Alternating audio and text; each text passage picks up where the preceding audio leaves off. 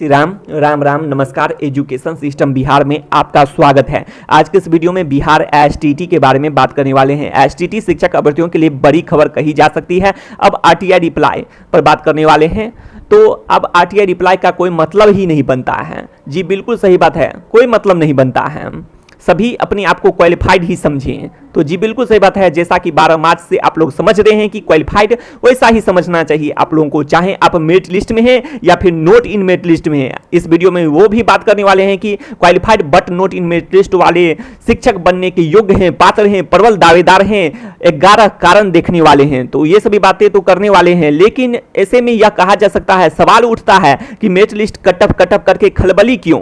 तो यह भी सवाल उठता है। और 12 मार्च का जो रिजल्ट आया था क्वालिफाइड के रूप में, सभी टीटी एसटीटी के अनुसार वही उचित है, वही तर्क संगत है।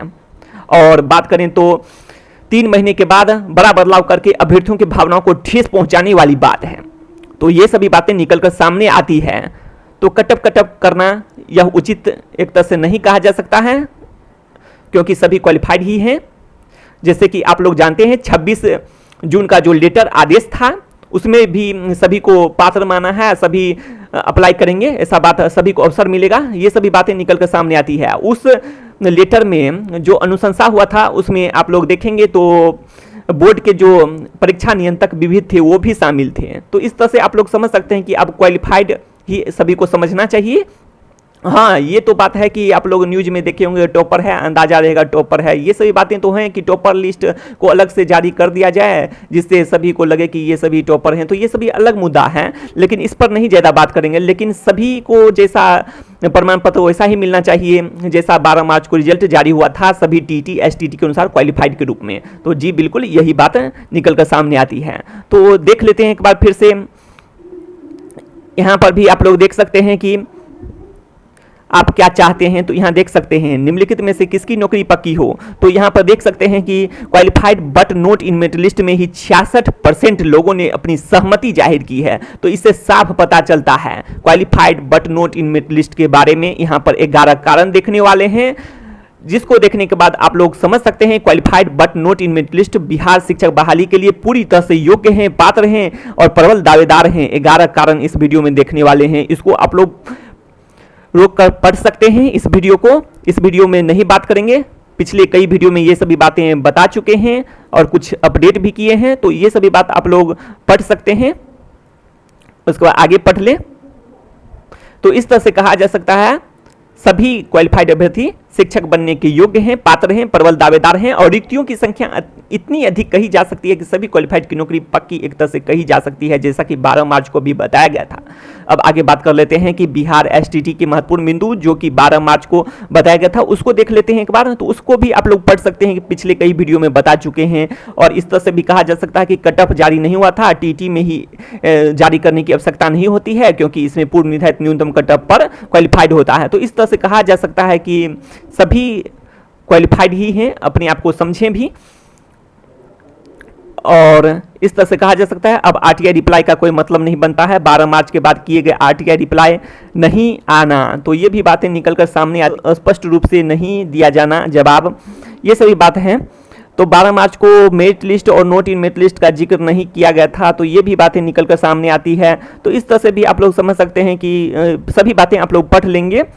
इस वीडियो में डिक्रीजिंग ऑर्डर लिस्ट भी नहीं जारी हुआ था, ये सभी बातें आप लोग पढ़ लेंगे। तो इस तरह से कहा जा सकता है। उसके बाद आगे देख लेते हैं कि यहाँ भी आप लोग देखेंगे कि अब आरटीआई रिप्लाई का कोई मतलब नहीं बनता है। सरकार शिक्षा विभाग के अनुसार सभी क्वालिफाइड ही हैं, चाहे आप बोर्ड के मेरिट लिस्ट में हैं या नहीं हैं। सभी क्वालिफाइड अभ्यर्थी 7वें चरण एवं आगे के चरण के लिए पात्र हैं, अर्थात अप्लाई कर सकते हैं। और ये सभी बातें देखेंगे। और आरटीआई रिप्लाई के लिए आप लोग 22 पॉइंट देख लेंगे। मूल विज्ञापन का 22 पॉइंट देखने के बाद आपको खुद पता चल जाएगा। उसके बाद आप लोग यहाँ भी देख सकते हैं विज्ञापन के अनुसार 12 विषयों का आरटीआई रिप्लाई अप्रैल तक ही उचित था। ये सभी बातें आप लोग का ही कहना है। 30% अभ्यर्थी ने सहमति जाहिर की थी। उसके बाद अभ्यर्थियों को अंधकार में रखना, भावनाओं को ठेस पहुंचाना उचित नहीं है। तो ये भी बातें निकलकर सामने आती है, जैसे कि 12 मार्च को जैसा कि क्वालिफाइड के रूप में और नौकरी पक्की। तो ये सभी बातें अपने रिश्तेदारों को भी, सगे संबंधी को अभ्यर्थी बता चुके होंगे। तो ऐसे में उनकी नौकरी पक्की होनी चाहिए। अब आगे बात कर लेते हैं, इसमें देख लेते हैं कि 12 विषयों से संबंधित आरटीआई रिप्लाई अप्रैल तक 2021 तक ही उचित था। तो ये बात है उसके बाद जिस समय आरटीआई रिप्लाई करना चाहिए उस समय सूचना उपलब्ध नहीं है, ये सभी बातें आप लोग पढ़ लेंगे। अब आरटीआई रिप्लाई विज्ञापन के अनुसार उचित नहीं है, अब करने से क्या होगा, तो ये सभी बातें हैं। अब इस तरह से कहा जा सकता है, ये सभी बातें आप लोग पढ़ लिए हैं।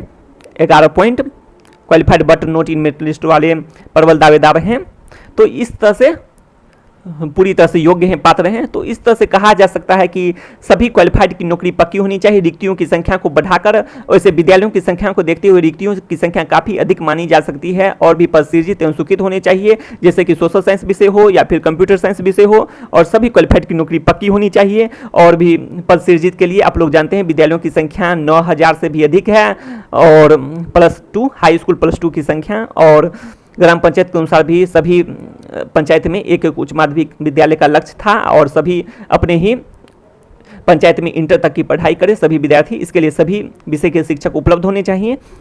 तो इस तरह से कहा जा सकता है सभी क्वालिफाइड की नौकरी पक्की होनी चाहिए। तो शिक्षा से संबंधित तमाम जानकारी के लिए सब्सक्राइब करें एजुकेशन सिस्टम बिहार को। तो बस इस वीडियो में इतना ही, धन्यवाद।